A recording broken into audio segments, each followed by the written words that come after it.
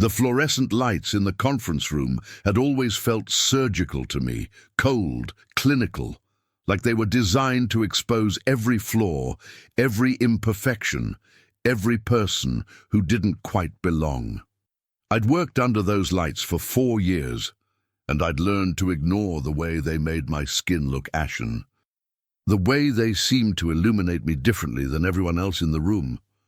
My name is Joseph Williams, and I'm 32 years old. I have a master's degree in finance from Howard University, a CPA license, and 4 years of experience as a senior accountant at Morrison & Drake Financial Services. I also have something else, something I've never told anyone at this company, but I'll get to that later. That Tuesday morning started like any other. I arrived at 7:15 a.m., 45 minutes before most of my colleagues. I liked the quiet. I liked being able to review my files without interruption, without the constant hum of small talk that seemed to stop whenever I approached. I'd learned early in my career that excellence required sacrifice, and sleep was a small price to pay for being undeniably competent. "You're here early again, Joseph." I looked up to see Richard Morrison III standing in the doorway of my cubicle. Richard was the son of one of the founding partners, a 35-year-old man who'd been handed a vice president title the same year I'd been passed over for senior analyst. He had an MBA from a school his father had donated a library to, and he had the confident ignorance of someone who'd never been told no. "Just getting a head start on the quarterly reports," I said, keeping my voice neutral. Richard nodded slowly, his eyes scanning my desk like he was looking for something out of place. "You know, Joseph, I've been meaning to talk to you about your intensity. My intensity. You're always here early. You're always staying late. Some people find it," he paused, searching for the word, "intimidating." I felt the familiar tightness in my chest, the one I'd learned to breathe through. "I'm just doing my job, Richard." Right, of course." He smiled, but it didn't reach his eyes. "Just remember, we're a team here. No need to make anyone else look bad." He walked away before I could respond, leaving me staring at the spreadsheet on my screen. I'd heard variations of this conversation before. Too aggressive, too ambitious, too much. The unspoken message was always the same. Know your place. The Morrison & Drake office occupied the top 3 floors of the Whitmore building, a 12-story structure in downtown Atlanta that had been built in the 1960s and renovated in 2018. Most of my colleagues didn't know much about the building's history or its current ownership structure. Why would they? They just came to work, complained about the elevator speed, and left. But I knew everything about this building. By 9 a.m. the office was full, and I was deep into the Henderson account when I felt someone standing behind me. I turned to find Patricia Lawson, the HR director, with her arms crossed and her lips pressed into a thin line. "Joseph, can you come with me, please?" It wasn't a question. I followed her through the maze of cubicles, past the break room where conversations paused as I walked by, past the corner offices where partners sat behind glass walls like specimens in a museum. We stopped at Conference Room B, the one they used for terminations. Inside, Richard Morrison III sat at the head of the table, flanked by his father, Richard Morrison Jr., and a man I didn't recognize in an expensive suit. Patricia closed the door behind us and gestured for me to sit. "Joseph," the elder Morrison began, his voice carrying the practiced warmth of a man who'd fired hundreds of people. "We need to discuss a serious matter." I sat down, my hands folded on the table. "Of course. It's come to our attention that there have been some irregularities in the Henderson account." I felt my heart skip. The Henderson account was my primary responsibility. A $4.2 million portfolio I'd managed flawlessly for 18 months. "What kind of irregularities?" Richard III slid a folder across the table. "Approximately $47,000 appears to be missing. The transactions trace back to your access credentials." I opened the folder, scanning the documents inside.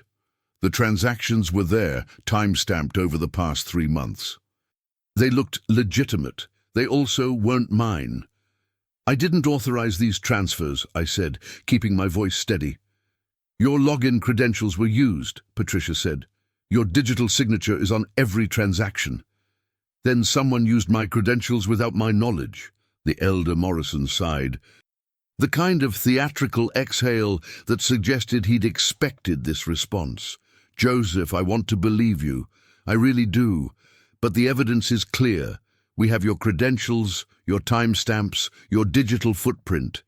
Have you reviewed the security footage? Checked the IP addresses? We've conducted a thorough investigation," Richard III said. And I could hear the satisfaction in his voice. He was enjoying this. "The evidence points to you." I looked around the table, searching for something. Doubt, hesitation, anything that suggested they weren't entirely certain. But all I saw was the calm confidence of people who had already made up their minds. People who had been waiting for this moment. "You're firing me," I said. It wasn't a question. "We're terminating your employment, effective immediately," Patricia confirmed. "Security will escort you to collect your personal belongings. Your final paycheck will be mailed." I stood up slowly, my mind racing through possibilities. I could fight this. I could demand a proper investigation, hire a lawyer, file complaints. But I could see it in their eyes. They'd been building this case for months. Every document, every timestamp, every piece of evidence had been carefully constructed. This wasn't a mistake. This was an execution. "You know I didn't do this," I said, looking directly at Richard Morrison, Jr. He met my eyes without flinching. "The evidence says otherwise, Joseph. I suggest you focus on your next steps, rather than making accusations you can't support." 2 security guards were waiting outside the conference room. They walked me to my desk, where a cardboard box had already been placed. My colleagues watched in silence as I packed 4 years of my professional life into a container that could barely hold my diploma frame and a few personal photos. No one spoke. No one asked what happened. No one defended me.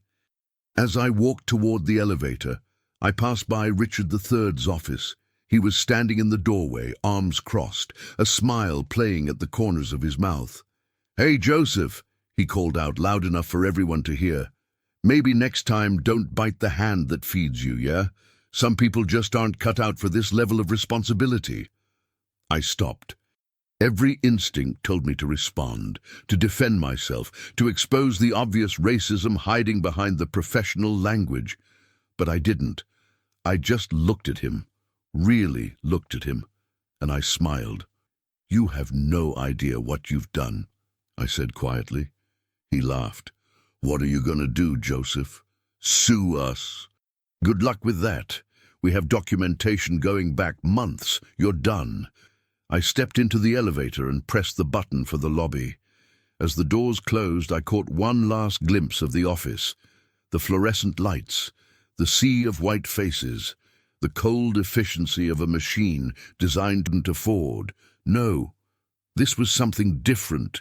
This was clarity. They thought they'd destroyed me. They thought they'd built an airtight case, covered their tracks, eliminated a problem. What they didn't know was that I'd been watching them too. For 4 years, I'd documented every microaggression, every stolen idea, every suspicious transaction. I had copies of emails, records of meetings, timestamps of conversations. I had everything, and I had something else, something they couldn't possibly know about. When I was 23 years old, fresh out of graduate school, I'd inherited a small amount of money from my grandmother. Not life-changing money, but enough to make a decision that would alter the course of my life. Instead of buying a car or paying off my student loans, I'd invested in real estate. Specifically, I'd invested in a building, a 12-story structure in downtown Atlanta that was about to be sold at auction. The Whitmore Building. I'd purchased it through a holding company, Clarity Investments LLC, registered in Delaware. Over the past 9 years, I'd systematically renovated the building, raised the property value, and collected rent from a dozen tenants. including Morrison and Drake Financial Services. The people who had just fired me were paying me $47,000 a month in rent. The irony wasn't lost on me as I walked through the lobby, past the security desk, out into the Atlanta sunshine. I stood on the sidewalk, looking up at the building that bore my grandmother's maiden name, Whitmore, and I felt something I hadn't felt in years. Hope, but I wasn't ready yet. I needed time. I needed to verify what I suspected. I needed to build a case that was even more airtight than the one they'd built against me. Because when I came back, I wasn't going to fight fair. I was going to fight smart. I pulled out my phone and called the one person I trusted completely, my older brother Marcus, an attorney specializing in corporate law. "They did it," I said when he answered. "They actually did it." "Joseph, what happened? Are you okay?" "I'm better than okay," I said, and I meant it. "I'm finally free." That night, I sat in my apartment with a bottle of whiskey and a stack of documents. I'd been collecting evidence for over a year, ever since I'd noticed discrepancies in how Richard III handled certain accounts, transfers that didn't add up, clients who complained about unauthorized transactions, money that disappeared and reappeared in ways that made no sense. I'd suspected for months that someone was embezzling from the company. What I hadn't realized until that day in the conference room was that they were planning to pin it on me. The genius of their plan was its simplicity. Use my credentials to make the transfers, create a paper trail that pointed to the black accountant with the attitude problem, and eliminate two problems at once. They got rid of someone who asked too many questions, and they found a scapegoat for their crimes. But they'd made a mistake. They'd assumed I was just an employee, a replaceable cog in their machine. They hadn't bothered to look deeper, to wonder why I was always so calm, so controlled, so unwilling to engage in their games. I opened my laptop and pulled up the property management records for the Whitmore building.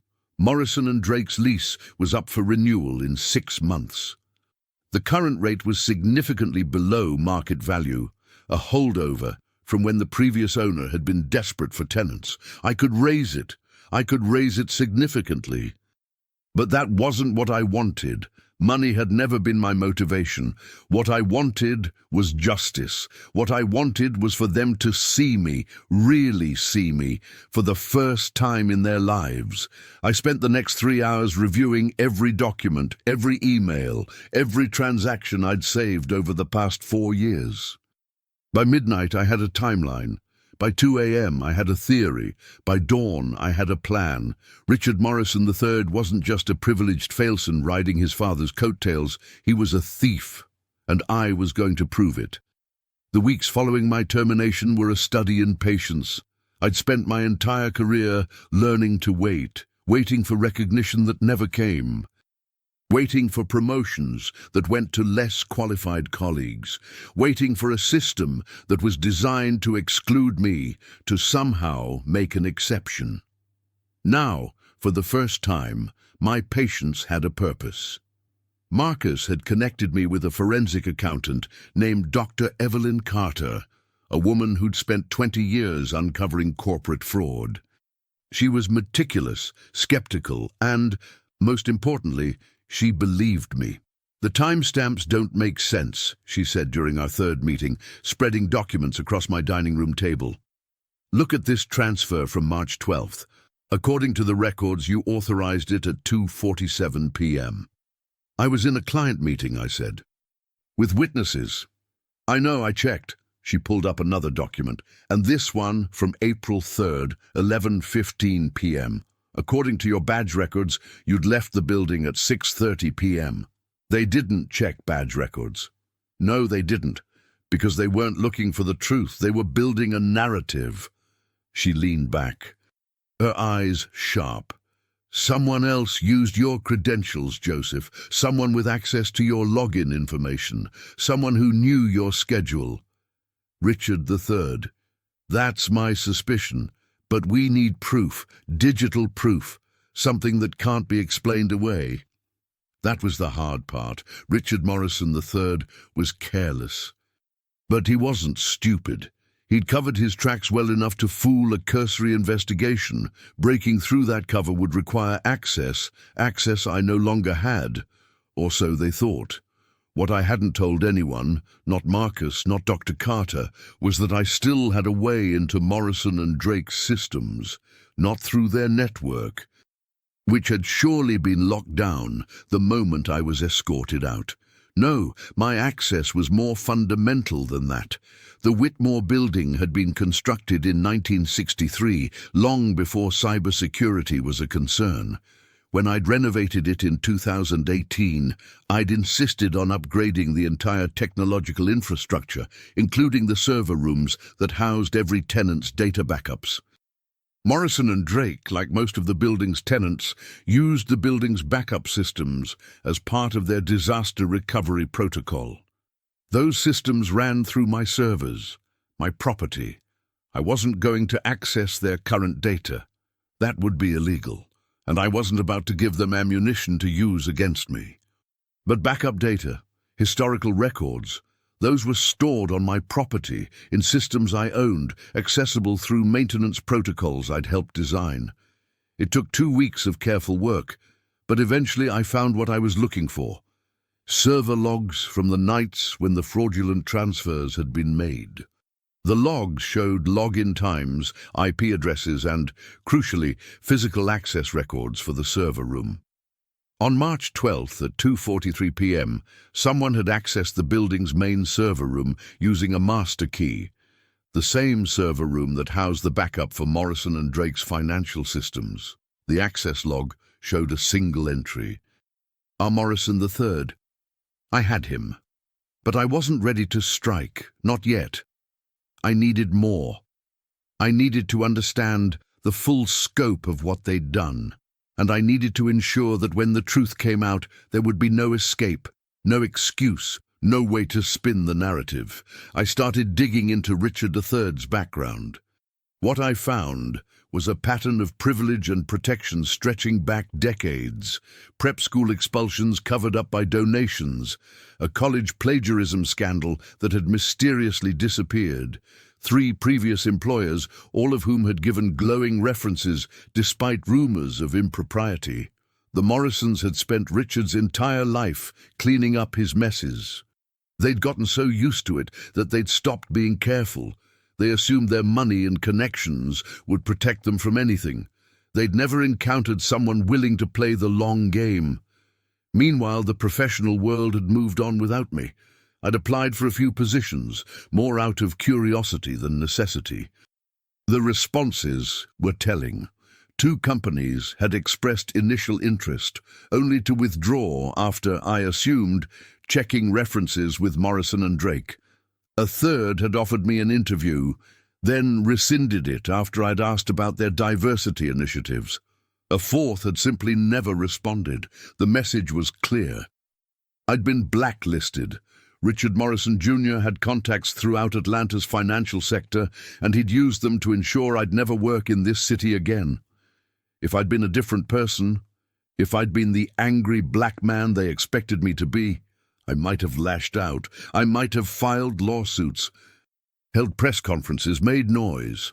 But I'd learned long ago that noise rarely accomplished anything. The system was designed to absorb noise, to neutralize it, to wait it out until the noisemaker exhausted themselves.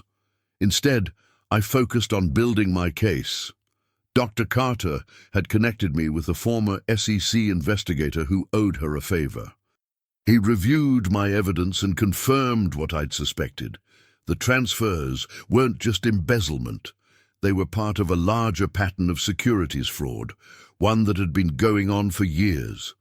Morrison and Drake has been cooking their books for at least 5 years, he told me over coffee, inflating assets, hiding losses, misleading investors. Richard III was just the latest in a long line of family members covering up the firm's financial problems. How have they gotten away with it? Connections. The Morrisons have been donating to the right politicians, sitting on the right boards, playing golf with the right regulators. Nobody wants to look too closely at a firm that's been part of Atlanta's establishment for 40 years. Until now. He smiled. Until now. The plan was coming together, but I still needed one more piece. I needed someone inside Morrison & Drake, someone who could confirm what I suspected, who could provide testimony that would make the case airtight. I found her in the most unlikely place, the comments section of a LinkedIn post. Her name was Sarah Chen, and she'd worked at Morrison & Drake for 3 years before leaving abruptly 6 months ago. Her LinkedIn profile was sparse. No recommendations, no endorsements, no details about her departure. But I found a comment she'd left on a post about workplace discrimination, buried under dozens of other responses. Some companies talk about diversity.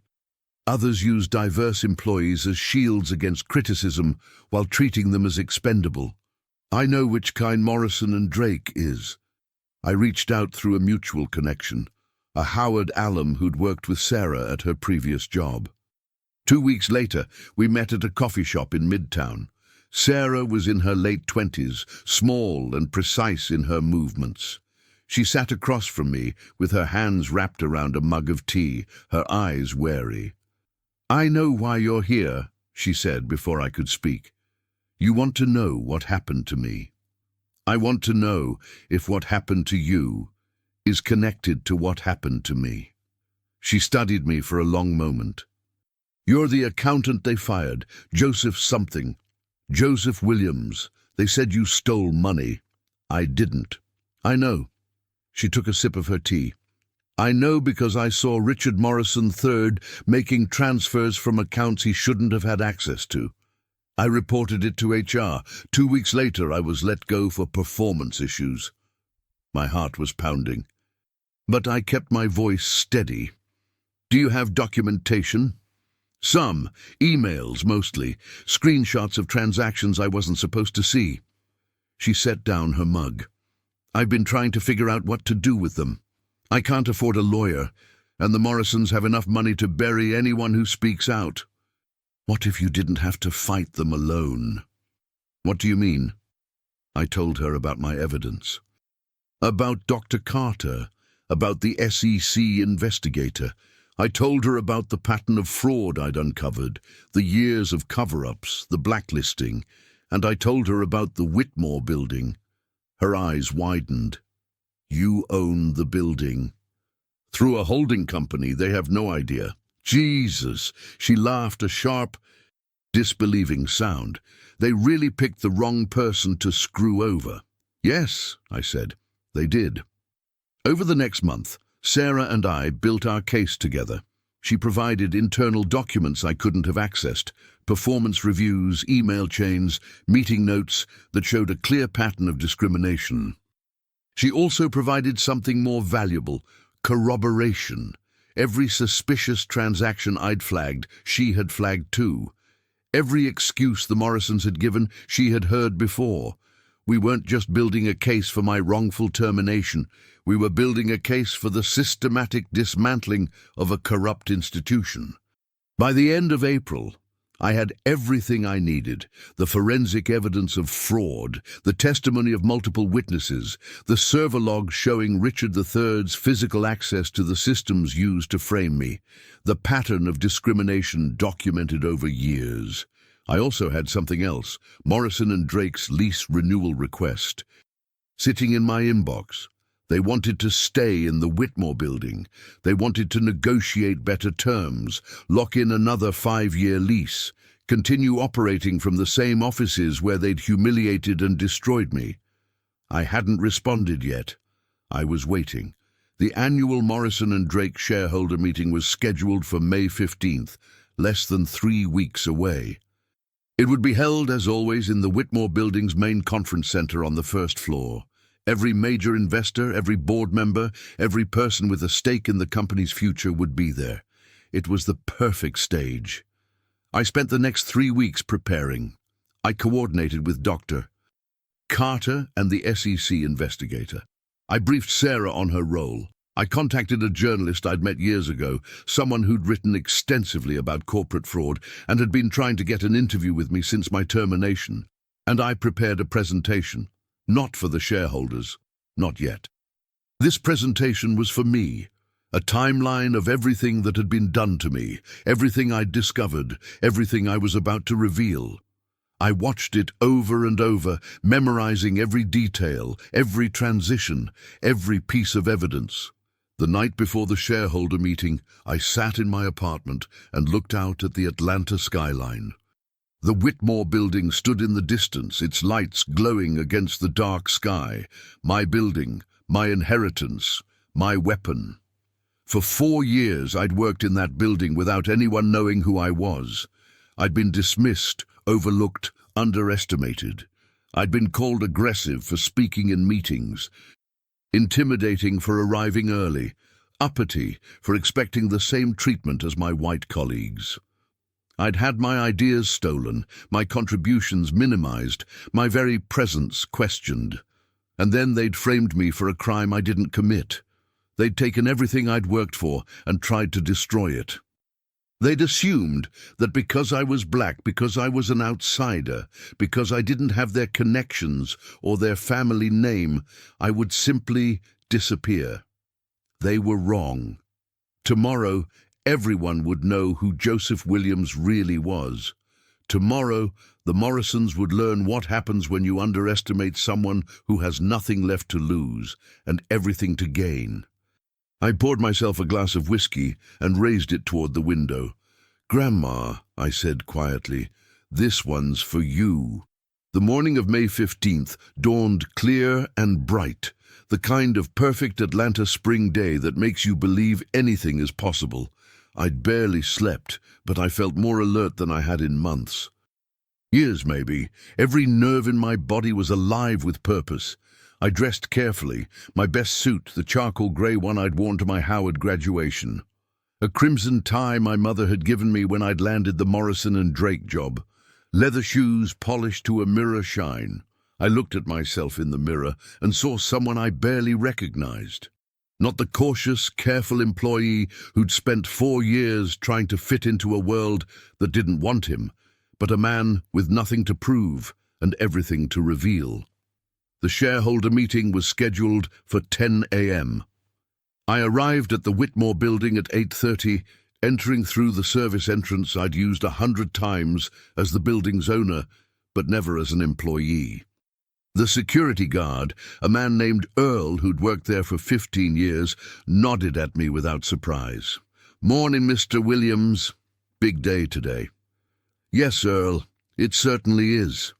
I made my way to the building's central security office, where I met with my property manager, a woman named Denise, who'd been running the Whitmore building's operations since I'd purchased it. She handed me a visitor badge, intentionally generic, no name, and reviewed the morning's schedule. "The Morrison and Drake team arrived about an hour ago to set up," she said. "They've been in the main conference center since 7. Richard Morrison Jr. came in personally to check the AV equipment. Anyone ask about the building owner?" She smiled. "Patricia Lawson from HR called last week to confirm the space rental. I told her the owner prefers to remain anonymous. She didn't push." "Perfect." I spent the next hour in the building's backup security office, reviewing the feeds from the conference center.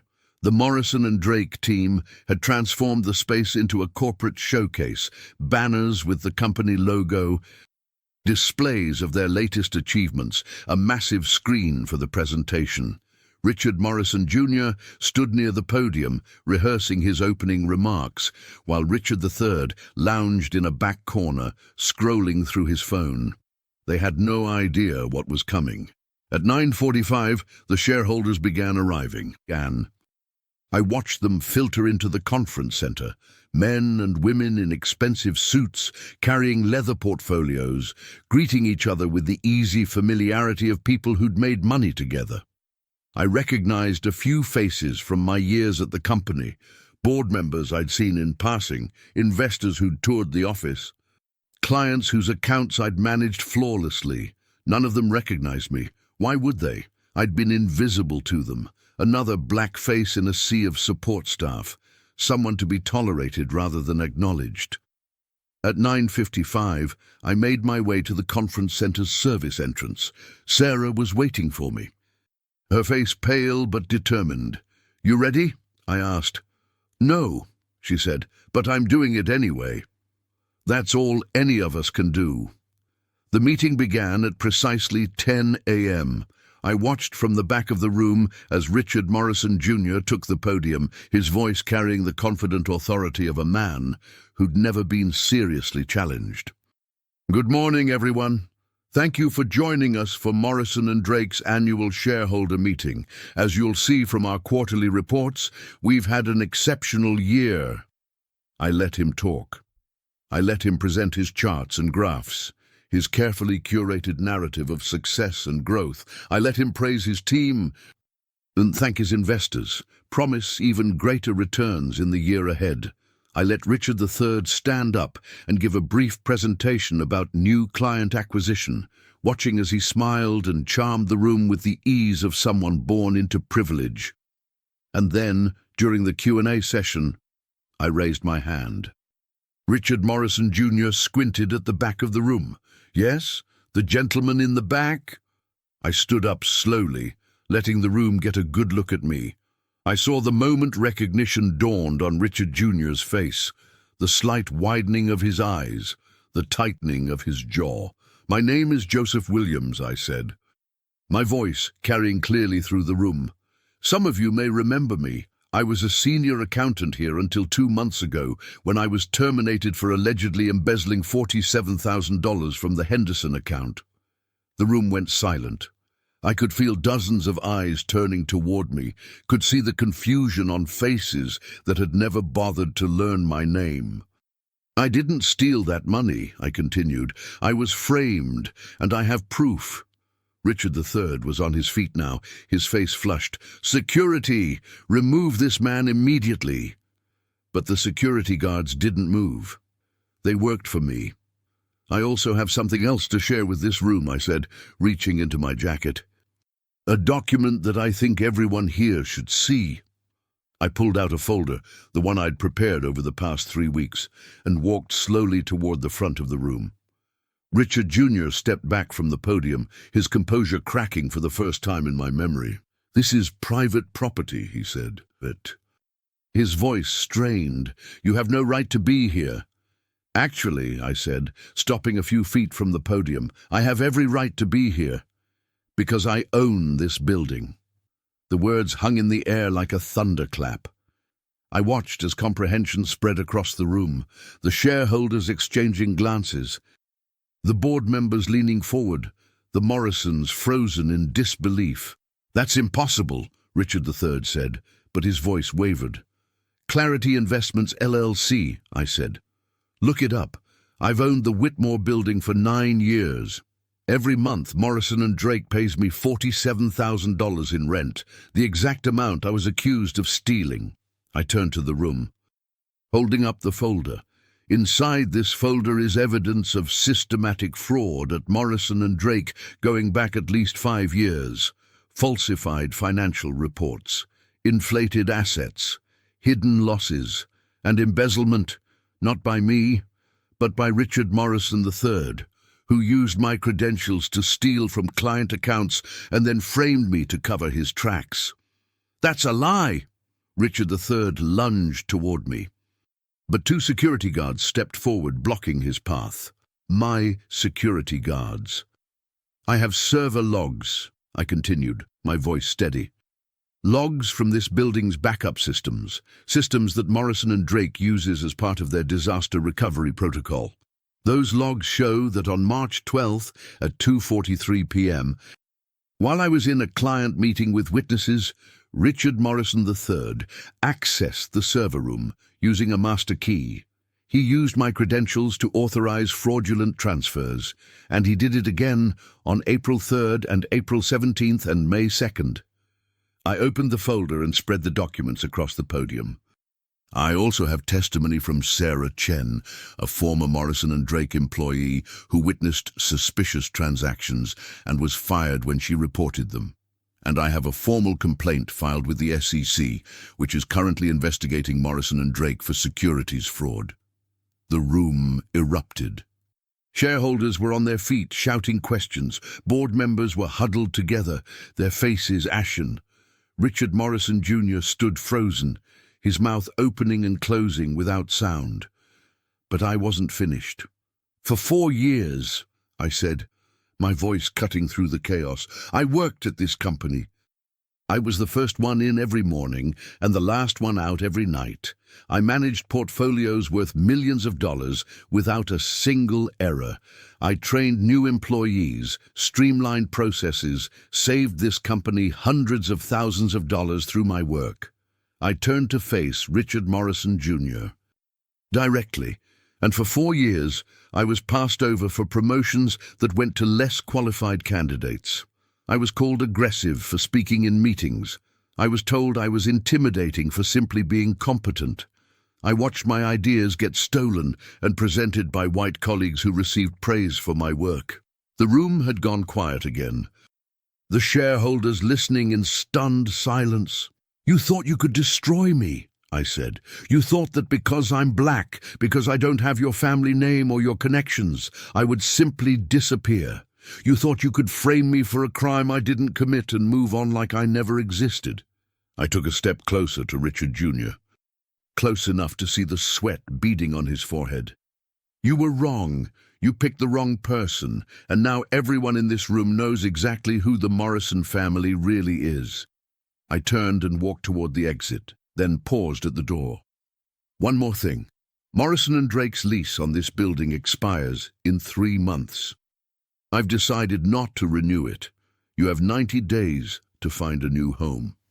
I walked out of the conference room and into the bright Atlanta sunshine, leaving chaos in my wake. The aftermath unfolded exactly as I'd planned. The SEC investigation accelerated, fueled by the evidence I'd provided.